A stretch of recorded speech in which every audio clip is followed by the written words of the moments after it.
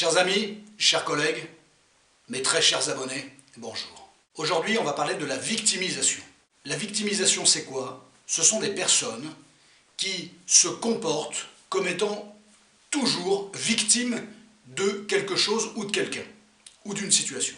Leur quotidien est organisé par cette information qu'ils sont victimes de quelque chose ou de quelqu'un. Alors la victime, une de ses caractéristiques, c'est qu'elle s'apitoie sur son sort.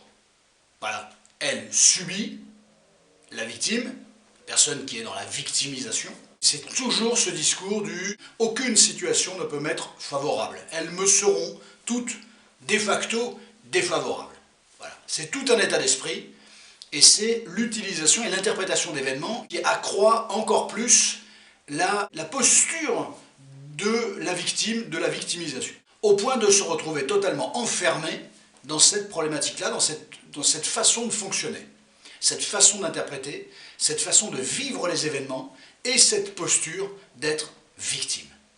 J'y suis pour rien, c'est pas de ma faute, quelle malchance, j'ai pas voulu ça. Ce sont des phrases qui reviennent régulièrement dans le discours d'une personne qui est victime. D'ailleurs, si vous entendez de manière récurrente, sans vous en rendre compte, vous avez forcément plein de gens autour de vous qui sont comme ça, sans que vous vous en soyez vraiment rendu compte, qui sont toujours, pas une fois de temps en temps, non, toujours dans le même discours. C'est pas de ma faute, ah il m'est arrivé ça, ah tu comprends. Et puis effectivement, le bénéfice social de cette position, finalement de ce trouble, eh bien c'est susciter l'empathie des autres. Voilà.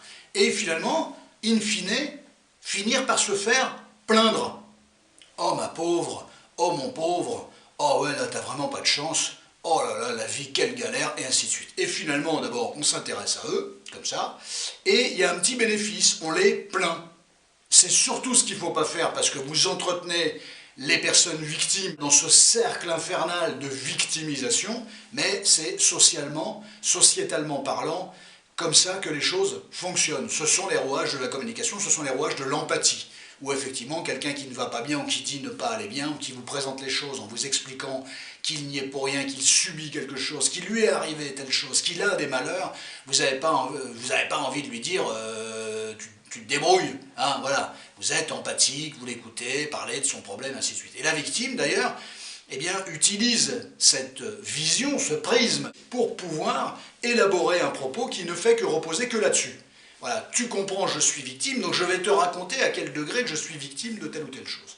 Voilà. Et ça peut durer, des personnes victimes peuvent vous faire un discours pendant une demi-heure, 45 minutes, 1 heure. Voilà. Et ça, attention, c'est pas toujours simple à gérer, mais la victime existe pleinement à ce moment-là. À partir du moment où elle s'apitoie sur son sort et qu'elle se plaint de ce qui lui arrive et qu'elle suscite votre empathie, eh bien, c'est un scénario de communication, c'est un scénario existentiel, on prend une place en tant que victime, on finit par prendre une place en tant que victime de tout et n'importe quoi, hein. Ça peut être victime d'un patron, victime des collègues, victime de la société en règle générale, victime d'un parent, victime de ses enfants, victime de son mari, de sa femme, victime d'un membre de sa famille, voilà, il n'y a pas tellement de différence.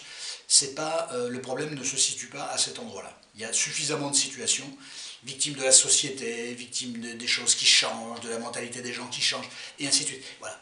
On peut être très facilement d'ailleurs toujours victime du comportement des autres. Toute la question c'est comment on l'interprète, on va y revenir plus tard. En général, ce genre de personnes, quel type, quels traits, quelles caractéristiques ils ont finalement? Eh bien, ce sont des gens en général qui n'ont pas une grande confiance en eux, ça c'est une certitude. Ils sont plutôt empruntés, ils ne gèrent pas bien leur existence, ils doutent d'eux. Comme ils n'ont pas un très bon contrôle sur leur existence, ils demandent souvent des services, ils demandent souvent à ce qu'on leur donne un coup de main. Mais ça va pas pour autant, ça va jamais de toute manière. Mais en tout cas, ils sollicitent beaucoup les gens, ils sont assez dépendants, forcément. Ils ne sont pas malheureusement autonomes puisqu'ils ne jouissent pas d'une bonne confiance en eux et en leur capacité à avoir des outils pour affronter la vie en société. Et à affronter ce grand parcours solitaire, finalement, hein, du rapport à la vie. On peut être entouré de beaucoup de gens, mais la vie reste quand même un parcours solitaire. Ces personnes doutent d'elles-mêmes. Voilà. Elles ont plein de rêves, mais aucun rêve n'est réalisable pour elles. C'est pas possible. Voilà. Il y a toujours un truc qui fait que leurs rêves, leurs projets, leurs désirs fondamentalement, sont irréalisables. C'est pas pour eux. Par contre, les autres, ils ont des vies, ils envient un petit peu les autres, parce que les gens se réalisent un petit peu, donc ils les envient un peu. Ils aimeraient être comme eux. Oh, qu'est-ce que j'aimerais être comme toi?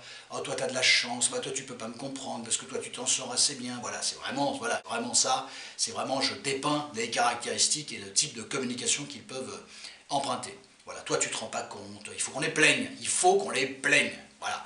Toi, tu te rends pas compte ce que je vis, tu te rends pas compte, t'es dans ta vie, tu t'en fous, tu te rends pas compte, toi, t'as ci, t'as ça. Ils vous citent tout ce que vous avez dans votre vie, que pas forcément un truc extraordinaire, mais eux, ils vous citent ça comme un truc extraordinaire. En tout cas, ils l'ont pas. Voilà.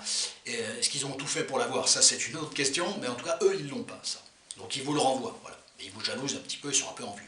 Ce sont des personnes qui se laissent un peu dominer, comme ils ne sont pas très décisionnaires dans leur existence, ils se laissent un petit peu dominer, ils se laissent un peu driver par les autres, voilà, ça les arrange d'un certain côté, puis finalement ils s'en plaignent d'un autre côté, voilà, ils sont prisonniers de leur propre système, et au lieu de s'en rendre compte, effectivement, ils préfèrent dire, voilà, l'aide que tu m'as apportée n'est pas ce que j'attendais. Ils se plaignent beaucoup dans leur existence, mais ils accusent aussi pas mal les autres. Alors les gens ne comprennent pas, ils se victimisent, voilà, c'est le cas de le dire. Ah, les gens ne comprennent pas, comprennent pas ce que je vis, ma vie est un cauchemar, et ainsi de suite. Et ça peut être très embêtant, parce que ça peut être très lassant comme discours, et au bout d'un moment, les gens vont avoir des réactions, un petit peu de dégagement, et au lieu de se dire, tiens, mon discours a peut-être été un petit peu ennuyeux, ou j'ai peut-être toujours un peu le même discours, ils vont dire, tiens, l'autre il se dégage, donc c'est qu'il m'aime pas, c'est qu'il m'apprécie pas, et allez hop, je continue de me victimiser un petit peu plus. C'est intéressant de se rendre compte de cette structure, ce structuralisme organisé par la parole de la personne qui se vit comme victime. Et on est, si on va par là, on peut être toujours victime de quelqu'un, à un moment donné, victime même de nos propres rêveries en lien avec ce que les gens sont susceptibles de pouvoir nous apporter. On peut être victime de nos rêveries, en fait, tout simplement. Donc on peut être victime. C'est plus facile d'ailleurs d'être victime de quelque chose que d'être acteur de quelque chose. Nous sommes d'accord, on va y revenir. En tout cas, la personne, elle n'est pas là-dedans, elle n'est pas dans la perspective, elle est dans le constat de l'échec. Ça va pas. Ça va pas et ça peut pas aller. Et plus quelqu'un qui est dans la victimisation, plus vous lui faites comprendre qu'il y a un coup à jouer dans la vie, mais plus à la limite, elle va renforcer son système pour dire non, pour moi c'est pas possible, pour tout le monde c'est possible, mais pour moi c'est pas possible. Voilà. Ça en est devenu une position existentielle. Quand ils n'ont pas confiance en eux et qu'ils ne prennent pas les choses en main, ils laissent toujours un peu s'immiscer des gens dans leur existence, décider à leur place, voilà, tenter d'organiser un peu les choses, ainsi de suite, voilà, de les secouer, mais quand on les secoue, au lieu d'y voir le caractère d'utilité, c'est « tu m'as fait mal », voilà, au lieu de voir l'utilité de celui qui a secoué, celui ou celle qui a secoué, c'est « tu m'as fait mal »,« tu te rends pas compte de ce que je vis », ainsi de suite, voilà, toujours pareil. Malheureusement, comme ils ne prennent pas beaucoup de choses en main, qu'ils sont assez passifs dans leur existence, qu'ils n'ont pas une grande confiance en eux, et qu'ils laissent rentrer tout un tas de gens dans leur existence, façon de parler, hein, rentrer tout un tas de gens, eh bien, ils se font avoir, ils se font manipuler. Et parce qu'il y a des gens qui, qui sont plus habiles, et qui n'ont pas une super mentalité, malheureusement, et qui abusent un petit peu de ce genre de personnalité-là, ce qui accroît encore plus la victimisation. J'ai été victime de telle personne, tu comprends, et vous ne m'avez pas protégé, je vous avais pourtant parlé de ce gars-là, je vous avais pourtant parlé de cette nana-là, il n'y en a pas un qui m'a dit telle ou telle chose, et ainsi de suite, voilà. Bref, donc c'est toujours pareil, c'est un discours qui est en boucle. Si on creuse la question un petit peu plus loin, on va se rendre compte d'une chose, c'est que la victimisation, c'est une posture favorable. C'est pas la posture la plus favorable, on est bien d'accord, mais c'est une posture favorable. Pourquoi? Parce que, comme on n'a pas de chance, comme tout n'est que le fruit des autres, du comportement des autres, on n'a pas à se remettre en question. Donc être victime, c'est quelqu'un qui refuse, d'une certaine manière, consciemment ou inconsciemment, la perspective de se remettre en question. Et pourquoi il le refuse? Parce qu'il pourrait, la personne, elle pourrait se rendre compte qu'elle aurait peut-être pu fonctionner autrement, qu'elle aurait peut-être dû prendre des décisions qu'elle n'a pas prises, et ainsi de suite. Et ça peut être une remise en question assez éloquente. Le narcissisme de ces personnes-là pourrait être effectivement considérablement fragilisé.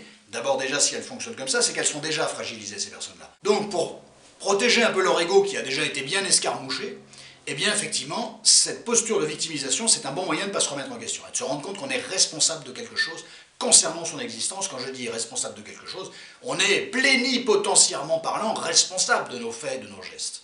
Voilà, de la confiance qu'on dépose sur quelqu'un, de ce qu'on attend, de nos déceptions, de tout un tas de choses, de comment on s'est positionné, est-ce qu'on a été acteur, est-ce qu'on n'a pas été acteur, est-ce qu'on a été passif, est-ce qu'on a pris les choses en main. On peut être conscient de ça. Mais attention, à chaque fois, notre ego ne va non pas être flatté, mais va être remis en question, tout simplement. Et ça, moi je pense qu'il vaut mieux regarder les choses telles qu'elles sont, que de se positionner en tant que victime, puisque ça sera toujours la faute des autres. Mais il faut arriver à comprendre le sens que ça peut avoir. Ça, c'est un point de vue qui me paraissait absolument capital et nécessaire dans cette vidéo. C'est la clé de voûte de la vidéo. Donc c'est une position de confort. Il n'y a rien à y gagner. Au contraire, si ce n'est le renforcement de la victimisation, il n'y a rien à y gagner quant au potentiel de la confiance et quant à la capacité à affronter la vie avec des outils. Et en tout cas, à regarder les choses autrement. Ça renforce le système de la victimisation. Il n'y a rien à gagner. Mais néanmoins, comme c'est la seule posture qu'ils connaissent, eh bien effectivement, ils l'utilisent à outrance. C'est un moyen de prendre une place dans la société. Voilà, je prends la place de quelqu'un de victime, je tiens un discours de victime, on va me plaindre, on va aller avec moi, on va m'écouter. Parce que si je ne parle pas de ça, des galères qui m'arrivent, qu'est-ce que j'ai à raconter? Et là, on revient au point de départ, c'est-à-dire on retrouve la confiance de ces personnes-là. Puisque j'ai rien d'intéressant à proposer, eh bien effectivement, je peux arriver à exister. C'est pas conscient, hein. C'est pas conscient, j'insiste. Hein. C'est pas conscient à ce degré-là, hein. On est bien d'accord. Hein. Eh bien, puisque moi j'ai rien à raconter, ben, je vais exister avec les coups de Trafalgar, les coups tordus de la vie, et ainsi de suite. Et ça marche, ça marche. Mais la base, la racine des choses, c'est moi j'ai rien de particulier à raconter. Alors que toute personne a des choses intéressantes à raconter. Mais ça, il faut encore arriver à faire en sorte que ces personnes-là le croient et y pensent à ça. Voilà. Or, pour beaucoup de gens, ce qu'ils ont à dire, c'est pas intéressant. Et ça, c'est un souci. C'est un bon moyen d'obtenir des affects, d'obtenir voilà, un regard sur elle, une bienveillance. Voilà. Alors, je voulais justement parler de ça. Pourquoi cette recherche de bienveillance? Parce que ce sont des personnes, en règle générale, qui ont grandi dans des microcosmes pas forcément extraordinaires. Soit les parents déjà se victimisaient eux-mêmes. Voilà, ils étaient victimes. Donc voilà, ils n'étaient pas forcément responsables de leurs actes, ils étaient victimes de la société, victimes des gens, victimes du patron, victimes des collègues, victimes de la famille, victimes. Voilà. Donc, forcément, un enfant qui a vu ses parents qui se victimisaient va avoir une fâcheuse tendance à se victimiser lui-même. On est d'accord. Mais si ce sont des enfants qui n'ont pas été ultra considérés, rassurés, épaulés, à qui on a communiqué, à qui on a demandé de communiquer, qu'il y a des choix à faire, que la vie elle est compliquée, qu'on va l'aider à faire des choix, à prendre des décisions, à s'affirmer, parce que c'est le parcours initiatique de l'existence. Or, pas mal de ces enfants-là n'ont pas forcément connu ce genre de choses. Ils ont déjà peut-être été victimes, réellement, directement, d'un adulte qui les a un peu cassés, qui a abusé d'eux, qui les a écrasés, qui leur a fait vivre des choses extrêmement compliquées. Donc, vous voyez, il y a tous ces mécanismes-là. Et ce trouble de confiance qui est là, qui est resté. La victimisation, d'une certaine manière, c'est l'entretien de sa propre souffrance. J'ai toujours souffert, j'ai toujours été seul dans mon coin, je suis victime, c'est un moyen d'exister. Alors, la victime, on l'a dit tout à l'heure, refuse de reconnaître ses torts. C'est jamais de sa faute. Voilà. Alors ça me fait penser un petit peu à cette structure du pervers narcissique manipulateur dont on parle très souvent sur cette chaîne, à juste titre. Et le sujet est grave, donc il faut en parler. Mais effectivement, ça peut être une de ses caractéristiques. Mais attention, c'est vrai que pas mal de pervers narcissiques manipulateurs vont fonctionner comme victimes, mais ils vont surtout utiliser l'autre à des fins qui leur sont absolument personnelles. L'autre est un objet et la personne doit s'exécuter, doit appartenir, être dans la pogne, dans la main du pervers narcissique. La personne qui est dans la victimisation ne va pas utiliser les gens de cette manière-là. Donc la différence est énorme. C'est-à-dire qu'un pervers narcissique manipulateur utilise très souvent cette posture de victimisation. Mais quelqu'un qui est dans la victimisation n'est pas pour autant un pervers narcissique manipulateur. Tout simplement. C'est pas parce qu'on est victime de quelque chose qu'on manipule les autres et qu'on veut avoir un pouvoir sur eux. Qu'on veut tirer un petit bénéfice de notre victimisation, oui, mais tirer un bénéfice relationnel de la posture dans laquelle on est et de la manière dont on présente notre vie et notre rapport à la société, ce n'est pas manipuler l'autre. C'est essayer d'obtenir un petit quelque chose au sens de l'affectif du terme. Ce n'est pas la même chose. Je voulais faire cette précision parce qu'il y a pas mal de gens, à juste titre d'ailleurs, qui vont m'envoyer en commentaire que les pervers narcissiques manipulateurs, effectivement, utilisent très souvent cette posture de la victimisation et surtout de l'irresponsabilité totale. C'est jamais de leur faute, c'est toujours la faute des autres. Voilà. Oui, eh bien, je vous ai expliqué, effectivement, à mon sens, bien évidemment, la différence, le différentiel considérable qu'il peut y avoir. Alors, la thérapeutique. face à ce genre de problématique? Il y en a forcément une. Commencez à devenir responsable de vos actes. Les choses ne se produisent pas comme ça, sans que vous ayez votre mot à dire ou une action à accomplir. Mais si vous ne dites pas votre mot et si vous n'accomplissez pas une action, eh bien, effectivement, les choses vont se dérouler sans vous, sans votre intervention. Vous êtes déjà victime de ce que les autres vont faire, dire et la manière dont ils vont agir. Assumez vos actes, reconnaissez vos erreurs, reconnaissez vos avantages, vos forces, mais aussi vos faiblesses, vos fragilités, voilà, et c'est avec tout ça que vous avancerez mieux que si vous restez sempiternellement parlant dans cette position de victime. Vous serez surtout victime de vous-même. Arrêtez de vous méfier de tout.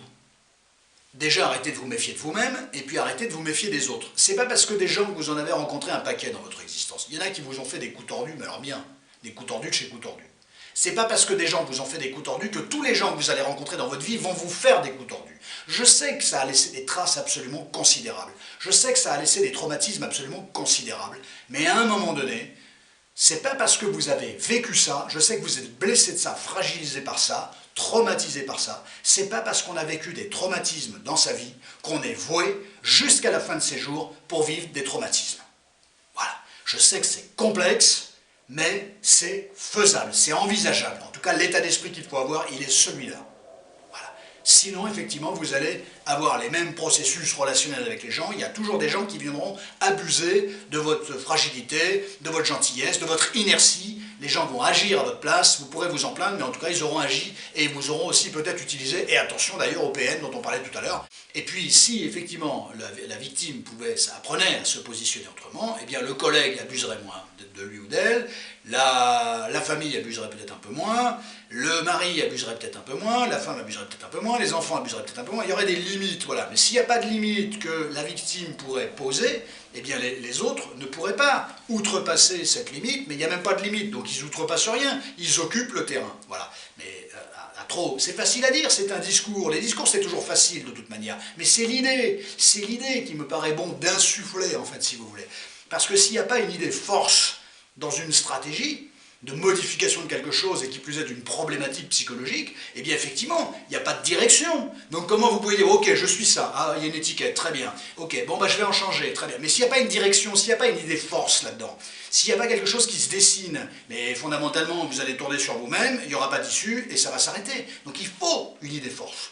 Concernant le dialogue en société, il est souhaitable que les personnes qui sont dans la victimisation arrivent à modifier leur discours. Donc ça s'adresse à des gens qui sont dans la victimisation et qui n'ont plus envie de rester dans ce système-là, parce que finalement ça génère plus de malheur qu'autre chose. Apprendre à exister par soi-même en racontant autre chose que le simple fait d'être victime, ça devient intéressant. Alors effectivement, les gens n'auront pas forcément les mêmes réactions en face de vous, vous n'aurez peut-être pas le même bénéfice, mais vous aurez quelque chose, et un vrai échange d'ailleurs, qui n'était pas le cas quand vous étiez ou quand les gens sont dans la victimisation. Et ça, c'est intéressant de se rendre compte aussi. Comment vous véhiculez effectivement votre manière de vivre votre vie et de vivre les choses et les événements de l'existence. Voilà. Et ça, c'est important, parce que forcément, les relations humaines, elles vont se tisser là-dessus. Les personnes qui sont dans la victimisation, il faut qu'elles apprennent à prendre des risques. Calculer, mesurer, pas de souci. Et surtout, à commencer à devenir responsables de leurs actes. Ça, j'en ai parlé tout à l'heure. Voilà. Et à les assumer. Ça s'est bien passé, ça marche bien, parfait, banco. Ça s'est mal passé, ça n'a pas fonctionné, c'est pas grave, j'ai appris.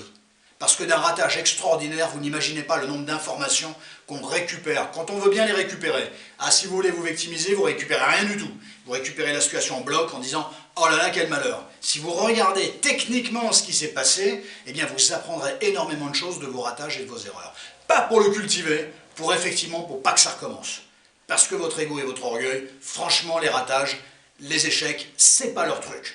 Donc, attention. Chers amis, j'espère que le sujet vous a intéressé. Il est assez passionnant au niveau social, sociétal, au niveau psychique, et compte tenu aussi des éléments de communication et des enjeux que ça génère, la victimisation. Ça, c'était vraiment un sujet que je voulais aborder depuis un certain nombre de temps. Il fallait que je prépare un peu le dossier, parce que c'est pas un petit dossier.